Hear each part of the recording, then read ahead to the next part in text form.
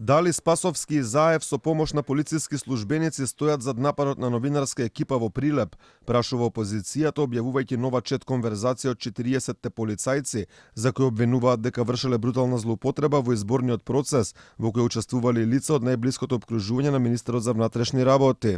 Според сознанијата кои на пресконференција ги објави членот на извршниот комитет на ВМРО ДПМН Драган Ковачки, покрај Прилеп злоупотреби биле правени и во други градови низ Македонија.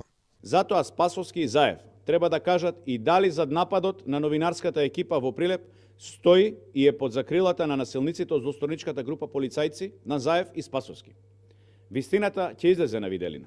Според наши сознанија, кои доаѓаат од терен, а се сведоштва на лица инволвирани во оваквите активности, кои не сакаат повеќе да служат на злосторничката група.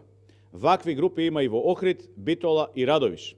Во најновите објавени пораки може да се види еден вид утешителна порака од Кира Китановски за кој Ковачки вели дека е близок до Спасовски, пратена до полициски службеници на ден по изборите, на кој СДСМ беше поразен во првиот круг.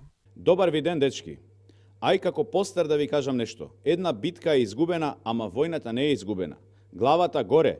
Бидете помотивирани, покажете сплотеност меѓу вас, поголема дружба, соработка, се уште сте на власт и ќе останите. Локалната нема врска со вашите позиции. Ние како постари стоиме зад вас за се што треба и понатаму. Продолжете храбро, гордо и вчерашниот ден да ви биде поголем мотив. Дадовте се од себе и јас лично сум горд на сите вас. Одиме понатаму. Инаку ова е трето продолжение на скандалот објавено од опозицијата. Претходно беа објавени пораки каде се пишува за црн список на возила за отстранување, измислување прекршок, начин да се тргнат од сообраќајот. Од ВМРО ДПМН претходно обвинија дека полицајци блиски до СДСМ формирале злосторничка група за време на изборната кампања која требало да следи членови на ВМРО ДПМН, за потоа физички да ги малтретира и да им го ограничи нормалното движење.